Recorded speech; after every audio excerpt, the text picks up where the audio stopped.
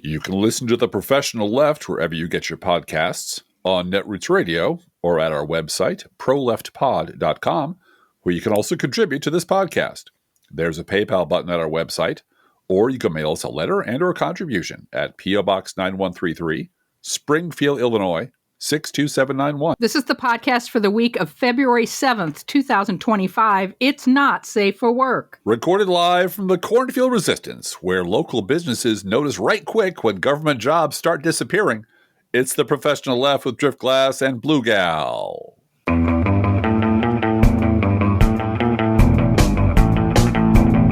Hey, Driftglass. Hey, Blue Gal.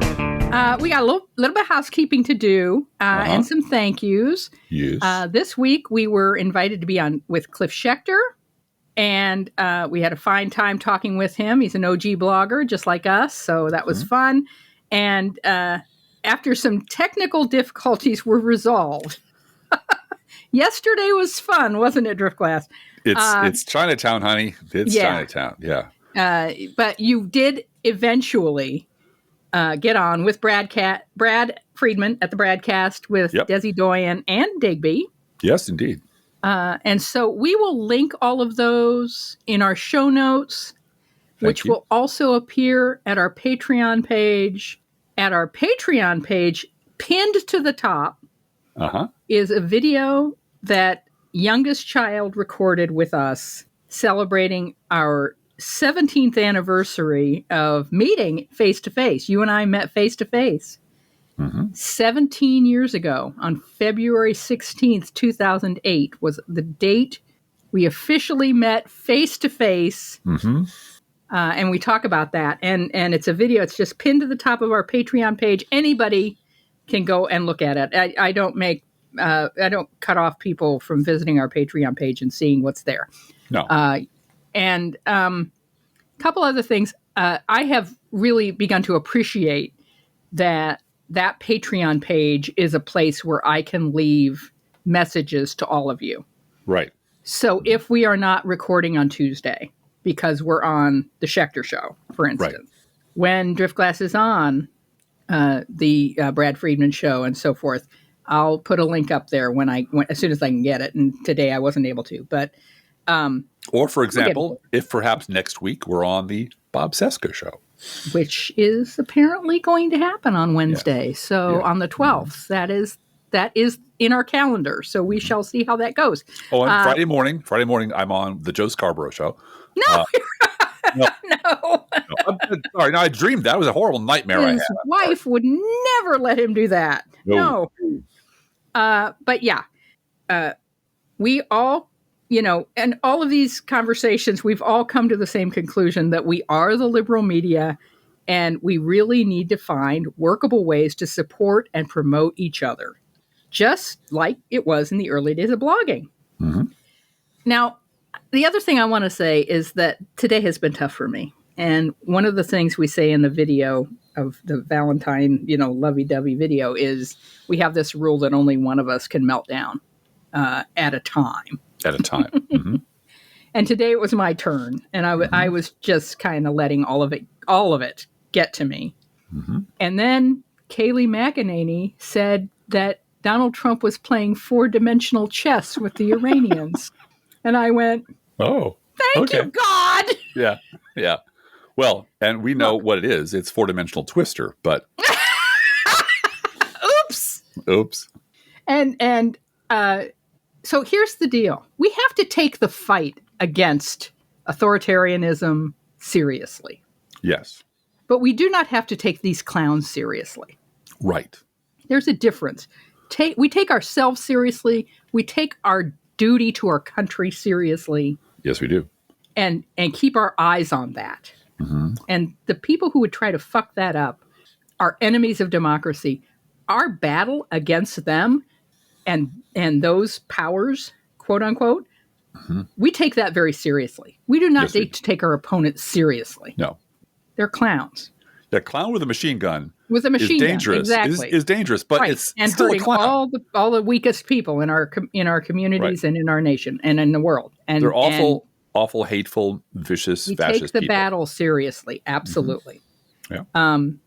So, yeah, four-dimensional chess, Driftglass. Yeah. Ooh, big, a stable genius indeed. But before moving on with the episode this day, we have another serious matter to discuss. We want you to be the first to know that we're pitching NBC on another Law and Order spinoff, because that's what the universe needs, Bluegal. One more Law and Order spinoff.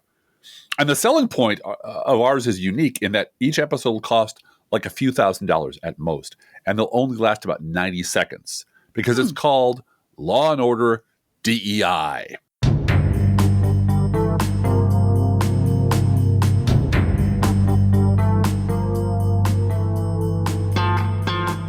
In the MAGA criminal justice system, the people are represented by two separate and equally important groups: the liars who manufacture imaginary liberal atrocities, and the assholes who blame it on diversity. This is Law and Order DEI. And that's the whole show. That's it. Some asshole makes some shit up. They find the scapegoat. They blame the scapegoat. Boom, done. Then 45 minutes of commercials. They'll love it. So that's our show. And running the Jardiance commercial like 15 times. Oh, yeah. It'll make them a ton of money. And you can put it on anywhere, everywhere, airports, phones. You can do it on your phone. You can do this for like $90 per episode. So just saying. All right. But getting serious here for a minute. We are going to talk today about jobs. And how the party of jobs, Driftglass. And we are also the party of jobs. You see that? Got to work on day one, monkey wrenching the economy. Yeah, way to go, guys. Trumpflation and Trumpcession, etc. Now, look, in politics, jobs is one of several third rails. We know Social Security is another one, but jobs, everyone wants to take credit for bringing them in, and for good reason. Yeah, right. I've told this story before, probably once too often on this podcast, but you'll bear with me. And that's when the place where I worked in Chicago, the physical location, which was the old Goldblatt's building on Chicago Avenue. It was in Westtown, Wicker Park area, and it's the corner of Ashland and Chicago. And that I know from previous journeys to that neighborhood for other tasks was a rundown, beat up, kind of shabby neighborhood on the edge of complete collapse. And then the mayor of the city of Chicago moved several hundred middle-class jobs for middle-class people, and some of them upper-middle-class people, from downtown Chicago to that location. And within a year... Government jobs, Driftglass? Were they government jobs? Real government jobs, plus all the attendant other jobs, the janitorial jobs, the delivery jobs, the mail jobs, building maintenance jobs, all of them. Rehab the building. I think the building's now a library and maybe an aging center. I'm not sure. But you introduced an enormous amount of cash into that neighborhood where people need to go for lunch, and they would like newspapers, and they'd like to buy shoes and a dress and go out to drink and go out to party after work, and et cetera, et cetera, et cetera. And suddenly, as if by a miracle, there are all these new businesses opening up all over the place. And now those two areas, that area around there, is very vibrant. It's not entirely due to that, but it is a catalyst for other people to move in. After we moved in, artists moved in, and they sort of pioneered the neighborhood. And you could find public artwork in the windows of my former office. And they would rehab a loft or 2 or 3 lofts, and those would be sold off. So it was, in a way, gentrification, which has its downsides, but it also definitely introduced a ton of money into a bad neighborhood that desperately needed it. And boom, done. Now, this is just bread and butter political stuff. This goes back to at least the Roman Republic, where you make sure people get paid. And if you want your army to fight for you, you make sure they're employed. Because if they're unemployed, those swords cut both ways. And here's a recent example from our very own Democratic Congressperson, Nikki Budzinski. Notice the key word when I point it out to you. This is thanks to this grant funding, the city of Urbana can now bring this critical project to life. This project will improve safety, upgrade infrastructure, protect bike paths, and connect key local spots like the university's athletic facilities and historic neighborhoods. Not to mention, wait for it, it will create over 150 construction jobs, providing a serious boost to our local economy, says Congresswoman Budzinski. Overall, this is a huge win for our community. I'm proud to have advocated for these funds and will keep working to secure the federal resources our communities need and deserve. Getting credit for jobs is so important to politicians that you will all remember, I'm sure, that all throughout 2023 and 2024, Republicans who had vehemently opposed the infrastructure bill and opposed the CHIPS Act and everything else that Joe Biden tried to do started showing up at groundbreakings in their districts to lie about their records and take credit for projects they had tried to kill. Mm-hmm. And Biden made hay out of that. He sure did. See hey, you I'll at see the you at the groundbreaking. See you at the groundbreaking. Ribbon cutting. Yeah. See you at the ribbon cutting. Whatever. Right. Now, conversely, no one wants to be blamed when jobs leave. No. And as Elon Musk's slash and burn continues, here is a taste of what is to come.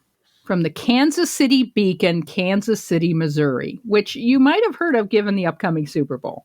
Yeah. Quote, nearly 30,000 federal workers in Kansas City brace for layoffs. The federal government is by far Kansas City's largest employer and a major economic engine.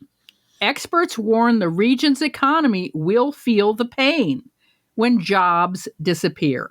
And this is what Keith Olbermann was talking about today, about this is a local news, absolutely boon, because everybody has workers in their community that work for the federal government. Getting back to the article, almost 30,000 federal employees in the Kansas City area are caught in the chaos that has defined President Donald Trump's return to the White House. Four-dimensional chess, Driftglass. Since the Truman administration, the federal government has played a major role in the Kansas City area's economic health. Why Harry Truman? It's a mystery to me. It's a goddamn you mystery. You told me he was from Alaska. No, wait, he's from Missouri. He is from the land of my people, from Missouri. So from Missouri. He moved federal jobs to Missouri during his administration. Mm-hmm. Okay. The senator from Prendergast. Right. The federal government has played a major role in the Kansas City area's economic health with 29,883 federal employees here. The federal government is by far the metro's largest employer. Even a small adjustment in the federal workforce will have an outsized impact on the economy, said Brent Never, an associate professor of public affairs at the Henry W. Block School of Management at the University of Missouri, Kansas City, unquote. Mm-hmm. Again, local news went to a local professor and asked for a quote about jobs and got one that is bad news for everything that Trump is doing. Now, a Pew Research study published this week notes that, quote, set aside the Postal Service and you have a bit more than 2.4 million federal workers nationwide. That makes the federal government the nation's single largest employer, with even more workers than Walmart, Amazon, or McDonald's. Mm-hmm. In fact, the Postal Service by itself would if it were a private business, and don't you dare. Don't you dare. Don't you dare. No JaJoy. Fire JaJoy. The post office would rank among the 10 largest private sector employers ahead of industry rivals UPS and FedEx, unquote. In other news, the stay-at-home trad moms of Salt Lake City, Utah, are going through some things because of Trump's return to the office order. Yeah, their whole lifestyle depends on I can stay being home, able to work from home, raise my kids at home like a good mom, and work and from still home. Pay my mortgage. That's right. Because I have to work to pay my mortgage. In January 2025, just last month, there were about 33,335 federal workers in Utah. A return to office order from Trump is forcing some devoutly religious and traditional women to demand a solution from their state legislators. Fix this. Fix this. I can't quit my job or I'll lose my house. Mm-hmm. And there's nowhere to take my kids. If you have kids under school age, the situation is so bad that Republicans have advanced a bill incentivizing employers to offer childcare. What? The nanny state? Republicans hate the nanny state. While Democrats have advanced a bill multiplying the number of child care centers through the state. And of course, one of the huge barriers to that is liability insurance. That's right. But it's too expensive for women can't afford childcare for infants. They just can't. Mm-hmm. They need government help to do it. Some very, very privileged women can. Yeah, some very, very, very privileged women don't have to work to pay their mortgage or their rent. That's right. You have that much money. So Republicans and Democrats alike are trying to advance bills to try to fix this. Why? Because they're hearing from their constituents who are federal government workers who are being ordered back to the office. Now, maybe you should just let them continue to work from home. Nine, can't do that. No, because Donald Trump says no, and therefore no, because he has spoken.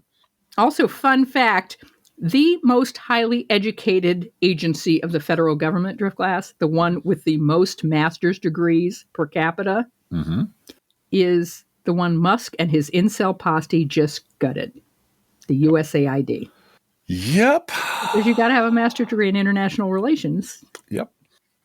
Or you secretly work for the CIA because USAID hides all those folks. Yeah, there's that too. It's win-win for everyone, Bluegal. And I know personally, having been one of the people who was kicked to the curb during the Great Recession and never recovered, really financially, I never recovered from it. Right. When there are layoffs or shutdowns or mass firings, because layoffs aren't really layoffs anymore. That used to be seasonal. Layoffs are really firings now. It isn't just the worker that is let go that's affected. It's their family and it's their community. Because I was in workforce development for years. And let me tell you, when jobs are added, there's a multiplier effect. When jobs move to a community or an auto plant opens, there's a multiplier effect. A one or two times the number of jobs are created as knock-on effects. But when jobs leave, exactly the same thing happens in the opposite direction. There's a multiplier effect of losing jobs. Because when former Illinois governor and convicted felon Rod Blagojevich moved thousands of state jobs from Springfield to Chicago, it totally devastated the local economy here. And when I moved down here, I saw the after effects of that. It was devastating. Their businesses shutting down, people moving out, property values dropping, neighborhoods, because there weren't people with middle class, good paying service jobs, working for the community, doing important things were gone. Those salaries and benefits were gone. And all those people don't go to movies anymore. They don't do dry cleaning anymore. They don't go to restaurants anymore. And those businesses started to shut down.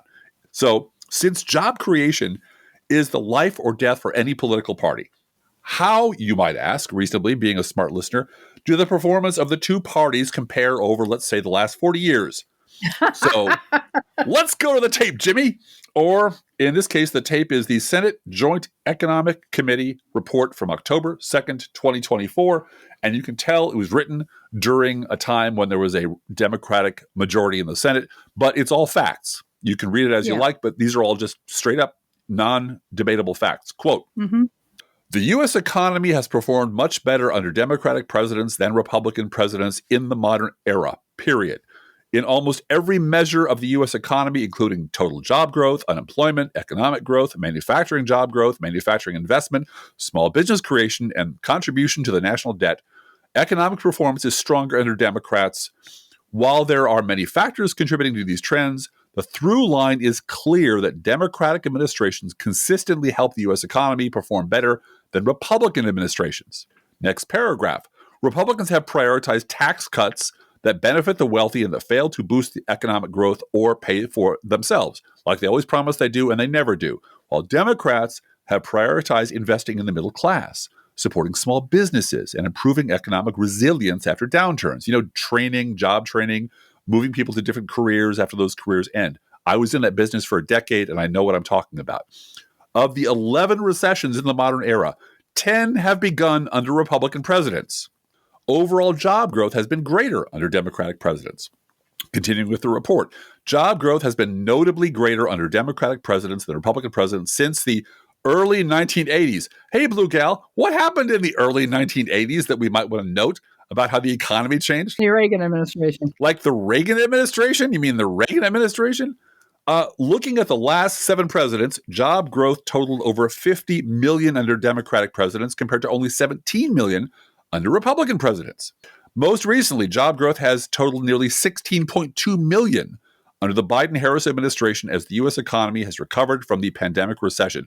Conversely, there were 2.7 million fewer Americans employed when President Trump left office than at the beginning of his term, making him the first president in the modern era to oversee net job losses, because he's a loser. He's a big loser. That's not in the report. That's just me, unquote. Right. And I want to say that if Donald Trump either dropped over dead tomorrow or just sat down and did nothing. Golfed. For 4 years. Just golfed for 4 years. Right. Mm-hmm. He would have a very hard time matching Biden in terms of job growth. It just exploded under Biden. And some of that was Biden's absolute commitment to manufacturing, to repatriating jobs. To get the CHIPS Act was all about that. Yep. And Biden was really focused on middle-class jobs. That was almost the entire focus of his administration, was bringing middle-class jobs that do not require a college education back to the United States. From the bottom up to the middle out. That's what he kept saying. That was that was almost his entire focus. I mean, he had foreign affairs focuses too, but domestically, it was hard to mention something that Biden did that wasn't related to jobs. Mm-hmm. And so here comes Trump to destroy everything that Biden did. And what is he doing? He's actually hurting every community. And I mean, I'm just going to say, teacher strike. 2 words. Yeah. Nationwide teacher strike. Yeah. Remember when your kids were stuck at home and you discovered how much work your teacher actually does to keep your little monsters entertained? Imagine that going on for a month. 3-week, 4-week, 6-week teacher strike. Because the Department of Education matters to these schools. And Hal Sparks had somebody on, had Trump on. It was playing Trump, talking about we have to break up the Department of Education because we have to do our education statistics by state. There are 35 states doing as well as any Scandinavian country. And we'll look really good if we just look at the 35 states that are doing great.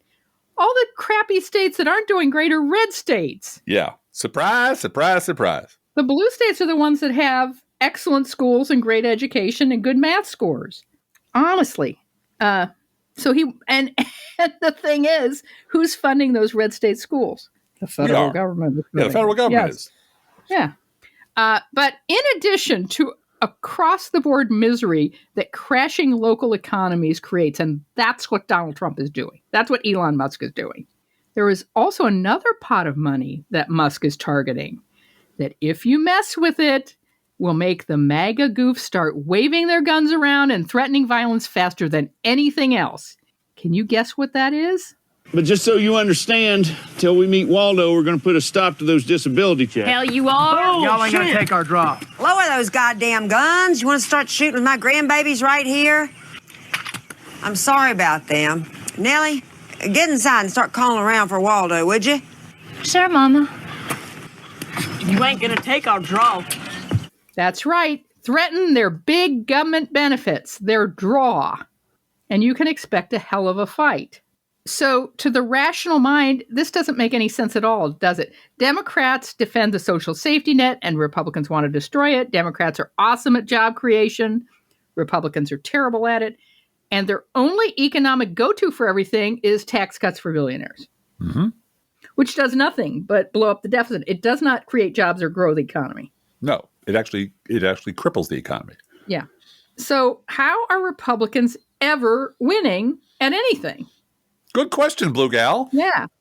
Because while their actual measurable performance at governing over the past 40 years has been a disaster, there is one area where Republicans really do excel. They leave Democrats in the dust, and that is the field of propaganda. They slander, they lie. That is literally all they're good at. And to spread those lies and slanders, the billionaires who fund the GOP, including Rupert Murdoch, have made sure that Republican propagandists have a megaphone the size of a planet. This is from fellow blogger Left Jabber. His blog is called Left Jabs. Quote, "For me, the biggest shocker of the election was to see just how thoroughly the biggest and wildest MAGA lies have permeated the culture. Large parts of the electorate truly believe Democrats are the spawn of Satan. I mean that literally.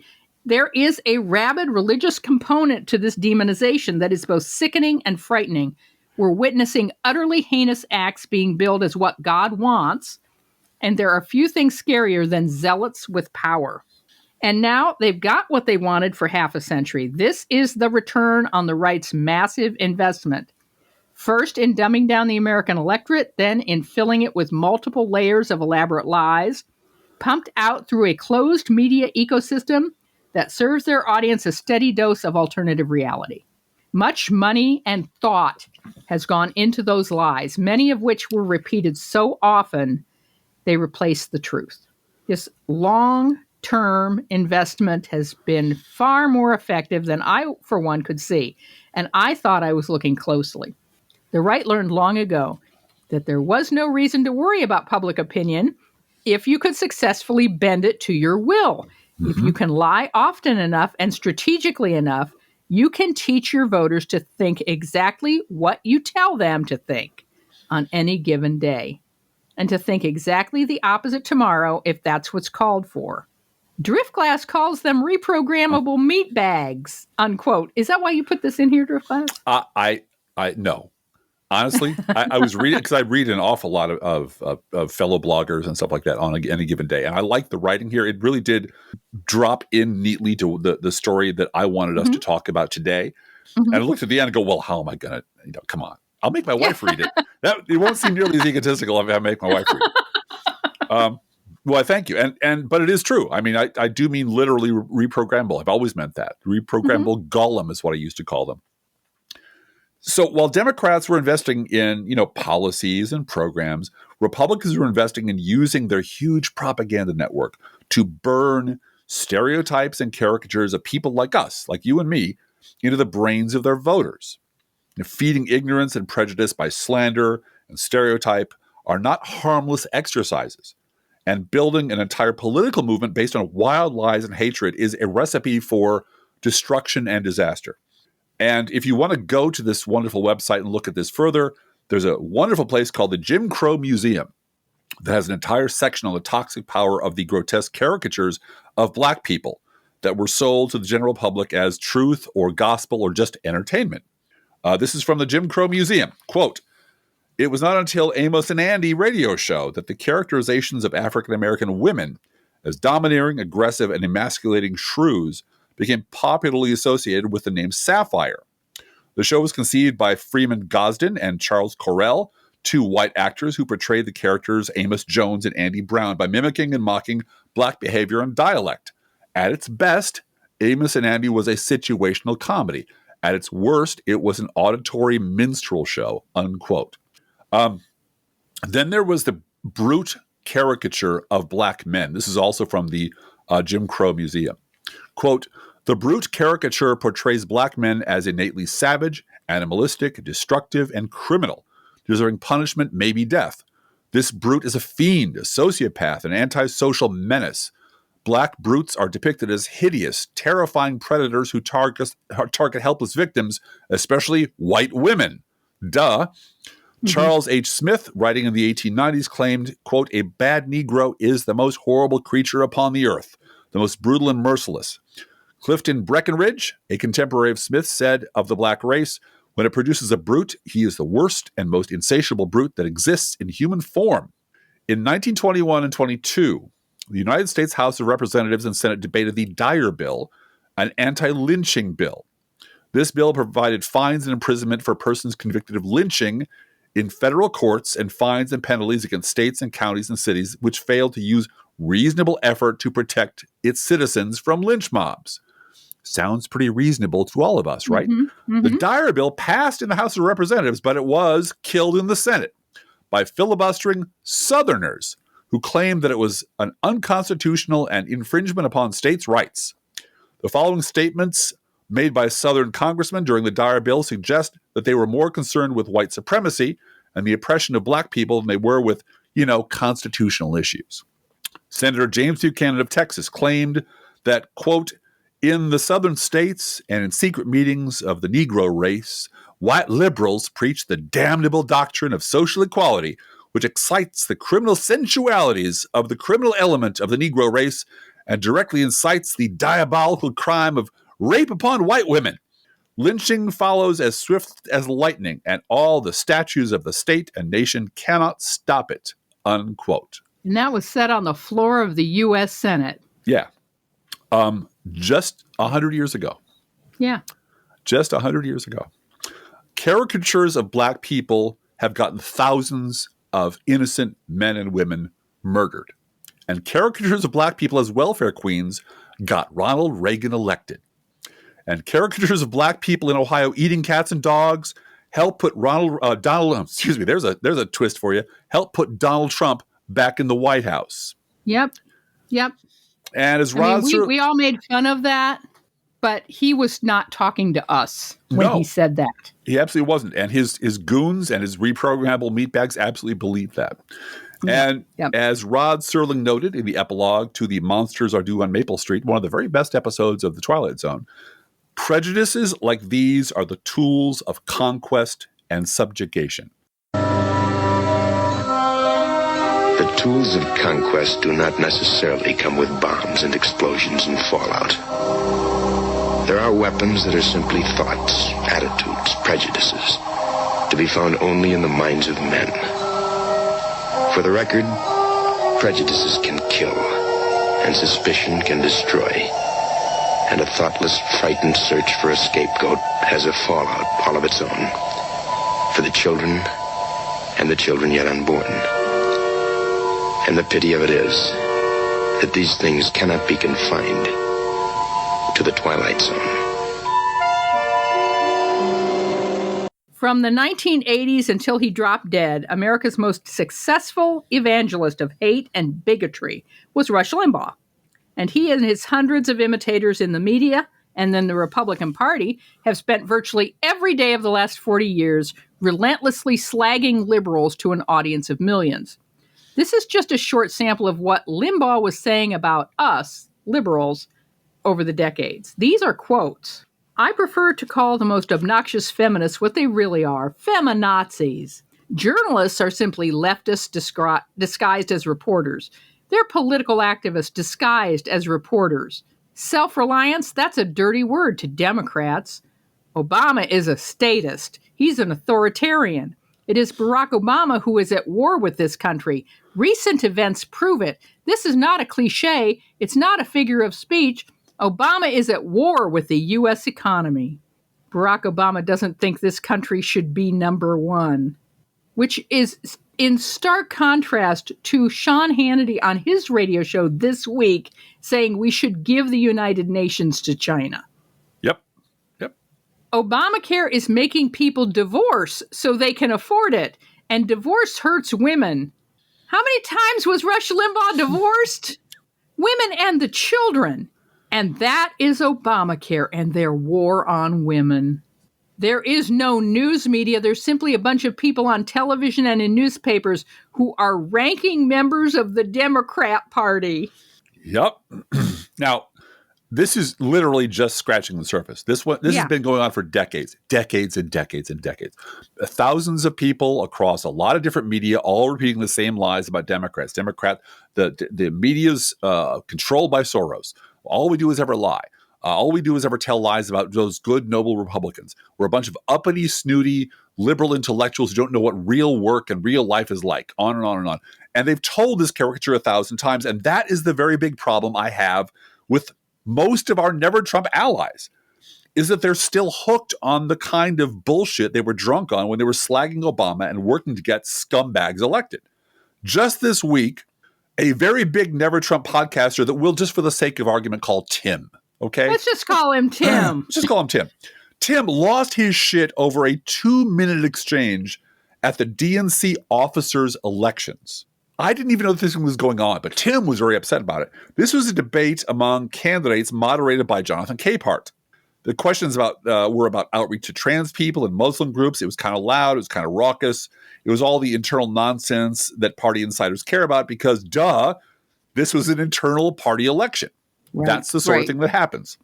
But what Tim really obsesses over was, and I'm not kidding you, were the rules of the vice chair race for the DNC and making sure that various groups had representation. That's what he obsessed over for a third of his fucking podcast. The vice president of the Democratic National Committee. The rules. election. The rules of the election. Governing that election of the vice president of the Democratic National Committee. And I went to the trouble of transcribing a little bit of what this gentleman we'll call Tim literally said on his very, very big podcast. Quote, "It's fucking Portlandia. I mean, what are we doing here? Does the DNC need full balance between male, female, and non-binary on every committee? What are they doing? Like, stop obsessing over this shit. Just stop. Okay? Like, you can care about representation and making sure that people are at the table without making yourself into a caricature that makes the country laugh at you."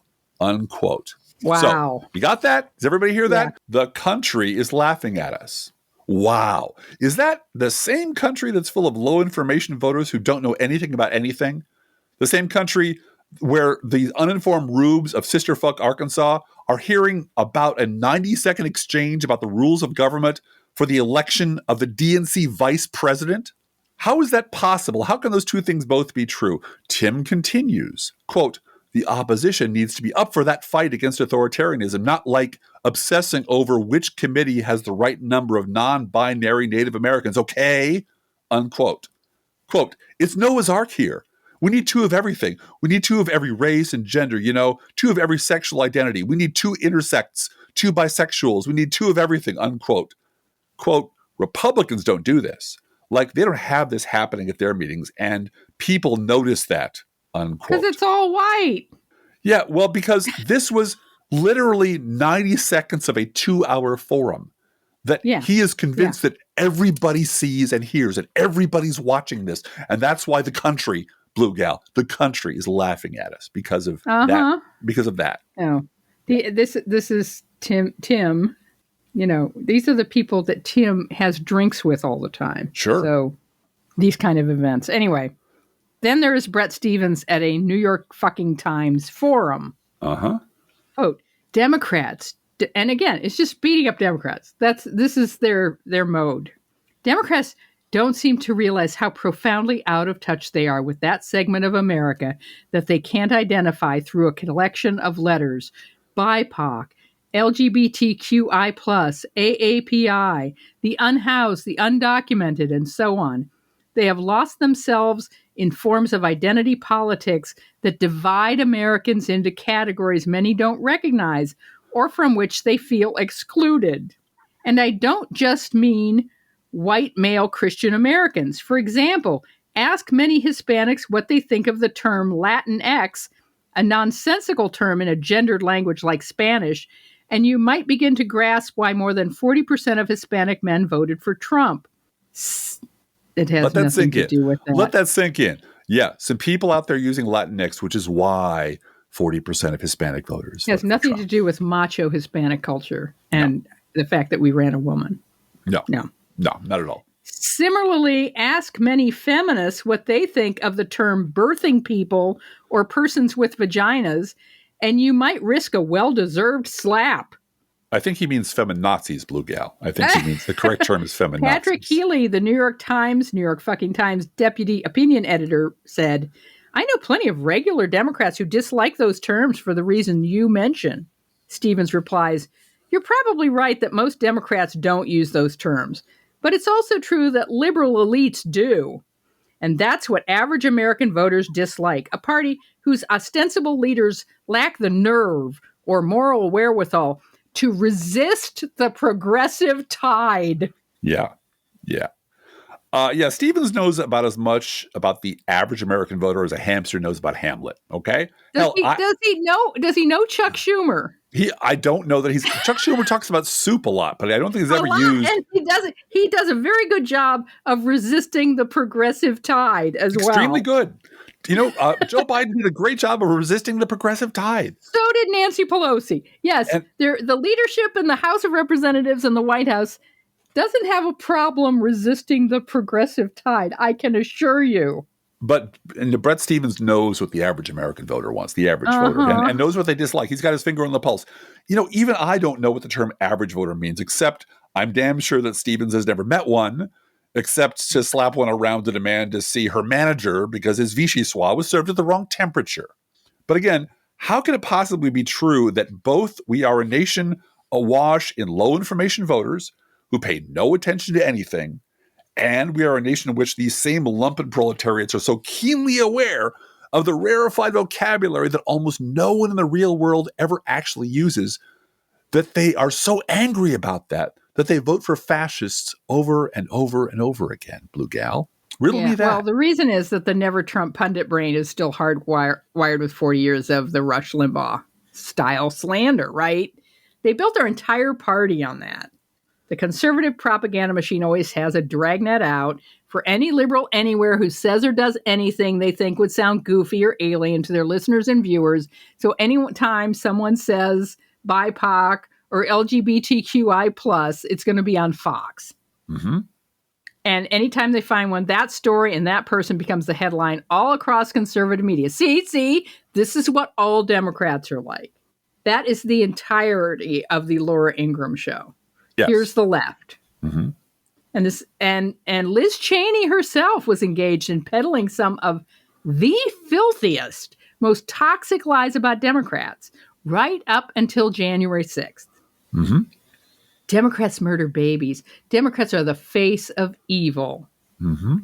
The reason Trump was elected twice wasn't because someone somewhere used Latinx or BIPOC, or because trans women are ruining sports and bathrooms for everyone.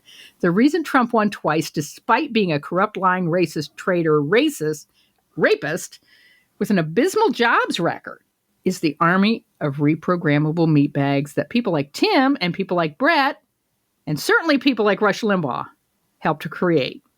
It's an army that, thanks to a generation of relentless propagandizing, will now automatically and completely buy any lie Trump tells them and will never vote for a Democrat. And ignore all the lies that Fox News and conservative podcasts refuse to air. Yeah. Because when Trump sounds, Grandpa Syphilis, that's what I call him these days. Mm-hmm. When he shits the bed, that doesn't wind up on Fox ever. No, they never hear that. Never hear about it. They edit their interviews with him to make him sound sane. Talk about sane washing. And since Tim and Brett and the rest of them are powerless to stop the doomsday machine they helped to create, they resort to what? Screaming at Democrats. Because someone somewhere in some subcommittee defended diversity and diverse hiring practices.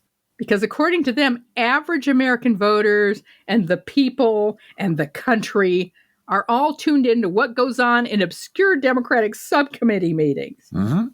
And so you can't possibly be an actual Democrat who believes in diversity. No.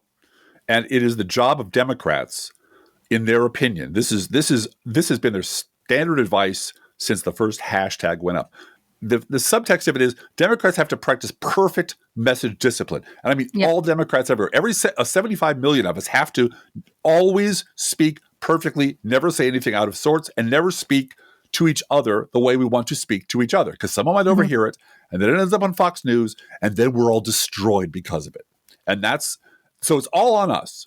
We are entirely responsible for Republican propaganda machine and Republican voters being triggered by bullshit lies that these people helped create because they built this fucking doomsday machine. And in a sense, I can understand why. Because the party they helped build and they've left behind has no conscience. It has no shame. It has no sense of civic responsibility. All those values that they talked about, conservatism and patriotism and morality and character, it was all a lie. Everything they believed turned out to be a lie. And Trump can lie over and over and over again about immigrants eating pets, and the meatheads love him for it and don't care. In fact, just this week, this is from People magazine, quote, Republican Representative Nancy Mace of South Carolina interrupted a colleague at a House Oversight Committee meeting this week by repeating a transphobic slur into her microphone after being told the word was offensive. On Wednesday, February 5th, the 47-year-old representative first used an anti-trans slur while describing what she called USAID's funding of gender-affirming health care in Guatemala. After Mace said the slur once, Virginia Representative Jerry Connolly, the top Democrat on the committee, spoke up about her language. She has used a phrase that is considered a slur in the LGBT community and the transgender community, Connolly said, and then asked Mace to allow him to finish before she interrupts. Mace then proceeded to interrupt Connolly, 74, by repeating the T word 3 more times and saying, I don't really care, before making broad claims about penises in women's bathrooms, unquote. And we all know the Republican Party isn't going to do a fucking thing about it. Mm-hmm. Their propaganda machine has yielded a crop of the worst monsters and thugs in American political history, and all our Never-Trump allies can think to do about it is yell at people like you and me, Bluegal, for not shutting up and getting out of its way. Yeah. And Jasmine Crockett said, I've looked at Nancy Mace's fundraising numbers because they have to be made public. And Jasmine Crockett said, I've got a whole lot more money than she does in my coffers. Uh-huh. Nancy Mace is being a monster to trans people because it gets her fundraising. Right, gets her money. Jacks up her fundraising, which means she's a whore. Hate pays, and she's a whore. Hate pays, and she is prostituting herself and her past support of the gay community for money. That's why she got her boobs done, too. All right, All right, I know. I'm really going. I'm going really far with that, but Nancy Mace is a monster. She's a hate whore. Yep, she is. Let's do a news roundup. Driftglass, the Cornfield Resistance persists, from the Wall Street Journal by Rupert Murdoch. Yeah, the Wall Street Journal. We've never done that. We've never led off with the Wall Street Journal before, to my knowledge. I don't think so, to my knowledge. Inside the chaotic run-up to Trump's tariff U-turn. That's a nice way to put it. Quote, the past 48 hours of tariff policies have stunned markets and boardrooms across the world. Fourth dimensional chess. Yeah. On Thursday afternoon, less than 48 hours before President Trump was scheduled to slap tariffs on Canada and Mexico, White House Chief of Staff Susie Wiles, who, by the way, is a lobbyist, got on a call with representatives from nervous automotive companies. The administration, the firms were told, was considering a carve-out for cars that comply with Trump's North American free trade deal. The main request of domestic automakers, according to people familiar with the call. The automakers came away feeling better about their chances of avoiding tariffs, the people said. Less than an hour later, in the Oval Office, Trump appeared to undermine his aides who were working to dial back his universal tariff threat, saying there was nothing the countries could do to stop tariffs, and mentioned nothing about an automotive exemption. By the way, did you see Susie Wiles' face in the Oval Office when he was talking about Gaza? Yeah. Not since Dr. Birx was informed about light in your body. Yeah, and light in the body and injecting bleach. Looks like she had just shit out all of her internal organs into a handkerchief. Yep. I didn't, what? You said what now? On Saturday, Trump said he would impose 25% tariffs on those countries. No, 1,000,000%. No exceptions, except for Canadian oil, which he hit with a 10% levy. Trump also announced additional 10% duties on China. Then on Monday, the White House whipsawed again. Whee! Unquote. This was when Trump delayed tariffs on Canada and Mexico for a month. Not 2 weeks, a month. It's gone all the way to a month. A whole month? After Canada and Mexico agreed to do more or less exactly what they had already planned to do or were already doing as a result of negotiations with the Biden administration. Oh, yeah. Which did not involve screaming and throwing a tantrum and demanding 1,000,000% tariffs. 1,000,000% tariffs. Yeah. This is one of the things that Joe Biden and his administration did very quietly, because throwing tantrums on the international stage is an extremely bad, stupid, self-destructive idea. So to make this all clear, let's use the example of velociraptors. Okay? Oh, okay. The lovable, cuddly velociraptors. Now imagine that Trump had threatened tariffs unless Canada agreed not to release velociraptors into the United States. And then Canada agrees, sure, okay, no velociraptors because, they're not real anyway, they don't exist. So yeah, we're definitely not going to release velociraptors into your country. So what happens then? MAGA celebrates Trump's historic triumph over evil Canadians and their socialist velociraptors. Yeah, because fentanyl's not coming from Canada, folks. No. I got to give kudos to the Boston Globe for this headline. Republicans are complicit in the constitutional crises that Trump and Musk are unleashing. Way to go. Quote, Quote, in a moment demanding courage, the GOP has only cowards. Standing in solidarity with U.S. Agency for International Development employees who were abruptly banned from entering their headquarters in Washington on Monday, Democratic lawmakers did more than call out Elon Musk and President Trump for trying to disband the long-established agencies. What Trump and Musk have done is not only wrong, it's illegal. Representative Don Beyer of Virginia said during a news conference outside the building that included, among others, Representative Jim McGovern of Massachusetts and Senator Chris Murphy of Connecticut. Now, the reason that they're using those East Coast senators, it's the Boston Globe. So they're trying to make it local. Okay. Like USAID employees, they were also blocked by security from entering USAID headquarters. Now, USAID, imagine that. You on the orders of Elon Musk and his incel posse, U.S. senators are being blocked from entering the building of a U.S. agency. Federal government building. Yeah. They should have called in the DC Capitol cops. Police, the DC cops, and had these fuckers arrested. Yeah. Or tase them themselves and go to court and say, I'm trying to protect U.S. government property from a lunatic. Anyway, that's just me. USAID was established by an act of Congress, and it can only be disbanded by an act of Congress, Beyer said. Stopping this will require action by the courts and for Republicans to show up and show courage and stand up for our country. The article continues. On Monday, Democratic Senator Brian Schatz of Hawaii announced that he is putting a blanket hold on all of Trump's State Department nominees until this brazenly authoritarian action is reversed and USAID is functional again. During Robert F. Kennedy Jr.'s Senate confirmation hearing last week, Republican Senator Bill Cassidy of Louisiana was praised for interrogating Kennedy on his anti-vaccine views. But on Tuesday, Cassidy, a doctor, cast the deciding vote to advance Kennedy's nomination. Cassidy is up for re-election next year. In November, an unnamed Trump advisor told ABC News, if you are on the wrong side of the vote, you're buying yourself a primary, and there's a guy named Elon Musk who is going to finance it. It's not party over country. It's a political career over everything else. It's also a billionaire owning our democracy. Yeah. So and not buying it on an open, good faith market, but by using extortion to threaten people with his money, using his money. What this is. Yeah. He's extortion. This is extortion. When Senator John Kennedy of Louisiana was asked about Musk's undefined and seemingly infinite power, he could have been speaking for all of his fellow Republicans. To my friends who are upset, call somebody who cares. You better get used to this, Kennedy said. It's USAID today. It's going to be the Department of Education tomorrow. Unquote. Yeah. As I recall, this fictional character named Tim is from Louisiana. And maybe Tim could be spending his time more productively going after the senator from Louisiana, who's a complete lying psychopath, and not bitching about what goes on in DNC subcommittees, as if that's destroying America.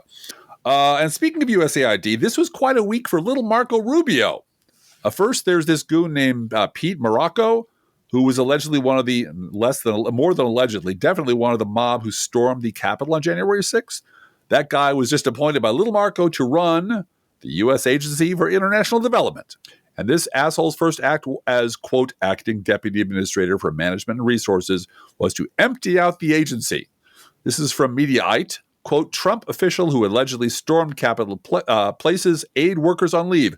You are not to enter USAID premises, unquote. Then, from MSNBC, quote, senior State Department official haunted by his scandalous record. What was he doing? Playing four-dimensional chess? No. In theory, revelations about Darren Beatty's recent past should end his State Department tenure. In practice, it might not be that simple, I will add, because he's working for the Trump administration. Right. In 2018, officials in the Trump White House started receiving media calls about a speechwriter and policy aide named Darren Beatty. Journalists wanted to know whether Beatty's colleagues were aware of his role at a conference regularly attended by well-known white nationalists, and soon after he was fired. 8 years later, Beatty is back serving under Rubio as an acting Undersecretary of State for Public Diplomacy. NBC News reported, Beatty has a history of making inflammatory remarks. Are they controversial as well? These days. They could be controversial and also divisive. Divisive. Polarizing even. If you will. Yeah, you owe me a Coke. Okay. Including a post on X in October. This isn't like 10 years ago. This isn't a youthful indiscretion. October that said, quote, competent white men must be in charge if you want things to work. Unfortunately, our entire national ideology is predicated on coddling the feelings of women and minorities and demoralizing competent white men, unquote. But the vice presidential race for the DNC. Right. Much more important. Said BIPOC. BIPOC. And that might as well just give it up and hand it over to the fascists because they win, Beatty's site promoted a baseless theory that the attack on the Capitol was the handiwork of the FBI, or as he put it, a Fed surrection. On a related note, Beatty also spent part of January 6, 2021. I have to take a breath here. Uh-huh. Because this is hard to read. Uh-huh. In my own voice. Uh-huh. He spent part of January 6, 2021 telling various black people, including Republican Senator Tim Scott of South Carolina, to learn their place and take a knee to MAGA, unquote. Does anyone have any doubt that if this were 1920, 21, and Mr. Beatty were in the Senate, he'd be one of the people filibustering the anti-lynching bill? Absolutely. Because black people need to know their place. This is the power of caricature, slander, and stereotypes. And this is sort of asshole is the sort of the weed that grows in the manure that is the right wing's propaganda sewer. And U.S. tax dollars are paying this guy's salary now. Yeah, they sure are.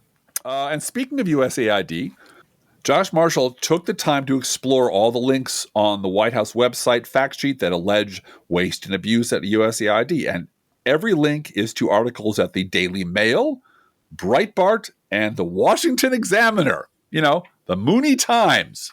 The rude pundit adds, quote, it's bullshit, too. For instance, it says $6 million to fund tourism in Egypt.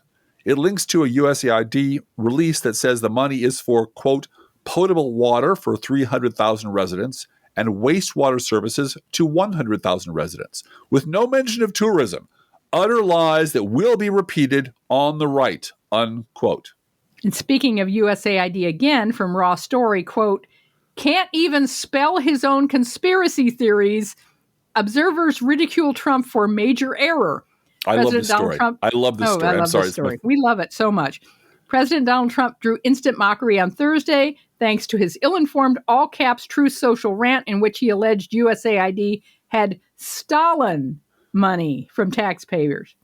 In his post, Trump falsely claimed that USAID paid $8 million to the publication Politico, when in reality, any government expenditures on Politico have been from multiple departments and elected officials who subscribe to the publication's Politico Pro service. I am sure there are many Republican congressmen in that mix as well.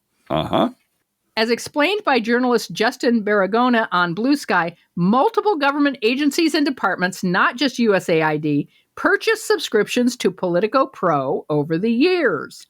Baragona also added that while Politico has received $8.1 million from the government over the past 9 years for subscriptions to its services, only $44,000 of that came from USAID. This is equivalent to any company purchasing newspaper subscriptions or pro access for its employees. Federal agencies buying subscriptions to a platform that provides wonky insights and analysis on federal policy is objectively not the biggest scandal in history, he commented. In addition to criticizing the factual inaccuracies in Trump's post, the president's opponents also ridiculed him for once again mixing up the word stolen from Stalin, which is a type of fruit bread popular in Germany. It's also popular at the Driftglass Blue Gal house, I gotta say. We get a shipment from a friend of ours overseas every year, And if anybody wanted to ship us more than that. A friend of the pod every year. Sends us Stalin every year, and it is so It's delicious. so good. It's delicious. It's very rich and wonderful. Mm-hmm. Anyway, USAID is now in the cake-making business, joked author Mark Chadbourne. This is from Public Citizen. Appearing with other Democratic lawmakers outside the USAID offices on Monday, Representative Jamie Raskin, Democrat of Maryland, thundered, "Elon Musk, you didn't create USAID. The United States Congress did for the American people. Like Elon Musk did not create USAID, he doesn't have the power to destroy it. And who's going to stop him? We are." Raskin bluntly concluded, "This is a constitutional crisis that we are in today." Indeed, Democratic lawmakers seem to have sprung to life with fervor. Senator Elizabeth Warren, yay! Democrat of Massachusetts, put out a blistering statement. As long as Musk has this access, he can retrieve people's sensitive personal information, social security numbers, bank account numbers, tax returns. Musk now has the power to extract that information for his own use, to boost his finances, or strengthen his political power. For your JFC, New York fucking Times, can you be more Craven-file? I'm going to try to read this like a serious thing. Read it like Brett Stevens would read it to his friend. I'll read it like Brett Stevens would read it. Quote, "Trump's Gaza plan has many pitfalls, Hamas among the biggest. President Trump's proposal to own Gaza has stirred condemnation and sarcasm, but it could disrupt a tired diplomatic paradigm." You know, unquote. On the other hand, it might be a good thing. You don't know. On the other hand, it might be 4-dimensional chess. Bluegal, this is 5-dimensional chess, man. 5-dimensional. Fully 1-dimensional more than mere 4-dimensional chess. It's just Jared wanting a hotel. Yeah, and wanting more property for the Trump organization. Yeah. Workers at NASA have been told to drop everything to scrub mentions of indigenous people and women from its website. Hidden Figures, they're hiding them again. They're hiding the hidden figure. If you haven't seen that movie, NASA wouldn't have gotten a single rocket off the ground without a bunch of black women. Yeah, doing math and running their computers. And now they're going to hide them again. Yeah. Quote, "This is a drop everything and reprioritize your day request," a directive per NASA headquarters direction stated. So stop anything you're doing with the space program. Stop looking at that satellite and just get the black women off of the website. And the indigenous people, Bluegal, and the indigenous people. Mm-hmm. The NFL has announced that it will remove the words "end racism" from the end zones at the stadium ahead of the Super Bowl. Mm-hmm. The announcement comes the same day a White House official told NBC News that President Donald Trump will be attending the game. "I sure hope Taylor Swift wears an end racism hat to the game."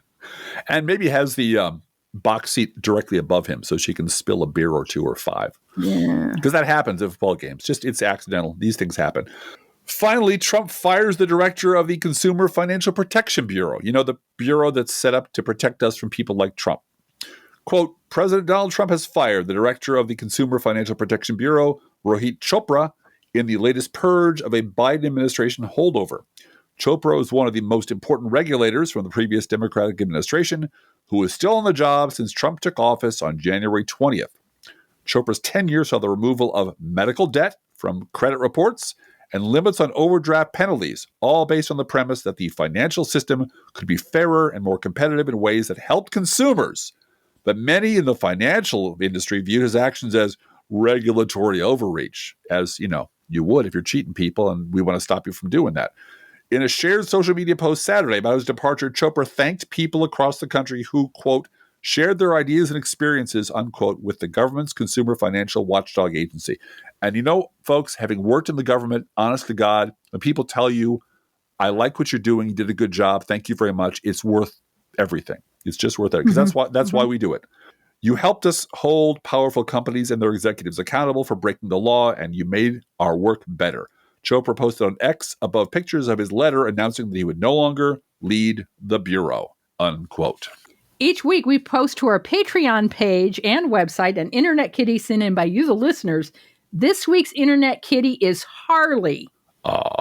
Harley has a long story. There's a long story about Harley. So we posted the whole story at our Patreon page along with the picture. So go visit Harley at our Patreon page and read all about her. She's a darling tuxedo cat, and we love her. And of course, Harley eats freshly poured cat food, our fake sponsor. Whether you serve pet store perfection or dollar store dreck, your cat will sit on the kitchen floor and demand that the food they eat is only freshly poured. Freshly poured, freshly poured.